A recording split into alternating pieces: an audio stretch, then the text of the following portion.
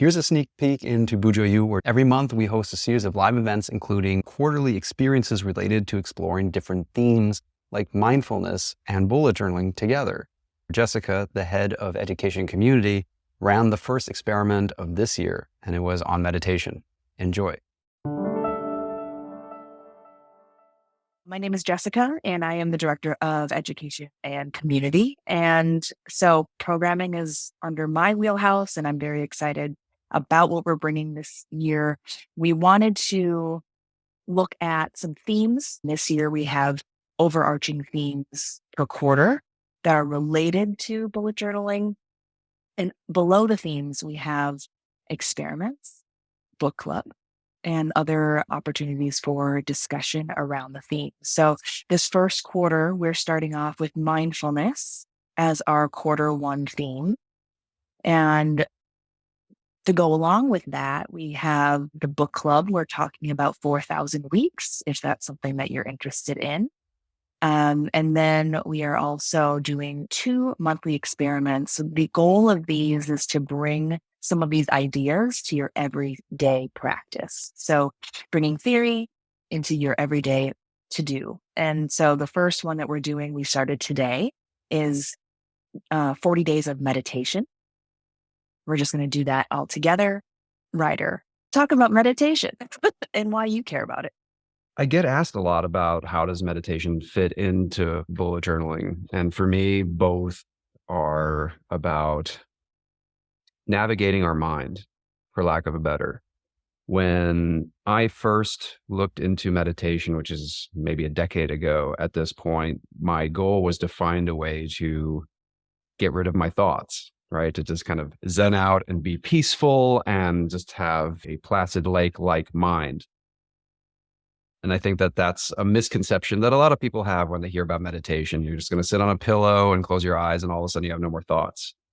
So for me, what was really interesting and powerful to learn in my own practice is that meditation in no way gets rid of thoughts. It helps us to navigate our thinking, right? The most advanced meditation teachers that I've ever had the privilege to work with never claimed to not have thoughts. That's just how you engage with them. Meditation can mean different things to different people. There are many different kinds of meditation. And that's really why I love this course that we're going through. And these 40 days, if you're brand new to meditation, this is perfect because it introduces you to all these different ways you can meditate and how you can focus your mind, how you can relax your mind, how you can engage with your thoughts. How does this integrate with bullet journals? So with bullet journaling, we're capturing our thoughts all the time. That's a big part of what we do. We're capturing our thoughts. But the thing is, like, we're thinking all the time, whether we're sitting in front of our notebook or not. And sometimes our thoughts can be really overwhelming. They can be painful. They can be intrusive. And I think that meditation provides us with a set of tools that we can take with us into every moment and every day, because the practice of meditation is just part of a larger practice. And that practice is very much about self-awareness and awareness of thinking, of thoughts.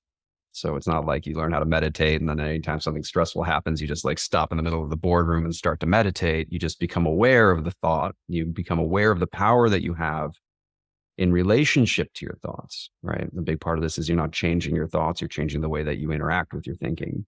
And I think that's really powerful. It's such a natural and elegant extension of the bullet journal practice. And I found that the two together have been really powerful for me to greatly elevate the quality of my life. As somebody who deals with a lot of intrusive thinking, meditation has been incredibly instrumental in my ability to make progress when before there was no path forward. So I'm really excited to do this together with everyone. I think a big part of this, which Jessica had mentioned, writing things down is just the beginning for me with bullet journaling, right?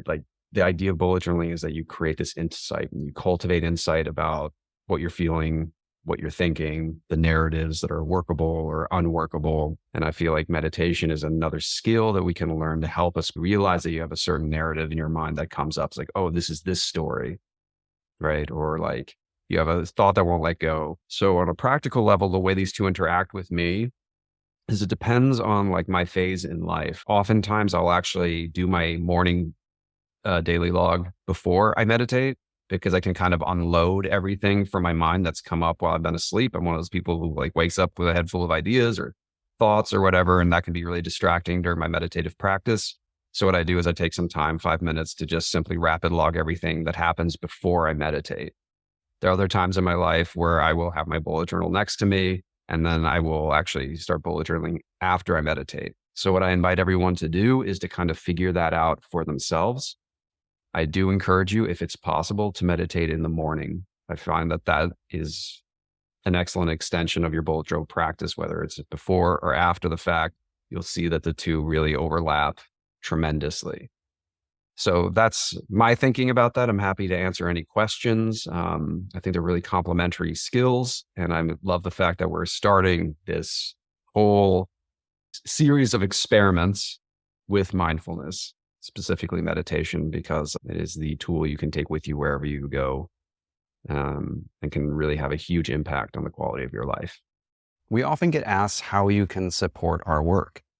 If you want to support what we do so we can keep creating free content and intentional tools, one of the best ways is to become a member of BuJo U, our members site. As a member, you'll not only be supporting our work, you'll get access to a lot of exclusive content that will help you enhance your BuJo practice. It's also an ad-free platform with no algorithms, and we have a lot of intentional and meaningful programming. So yeah, that's really exciting, and I hope you'll take a look.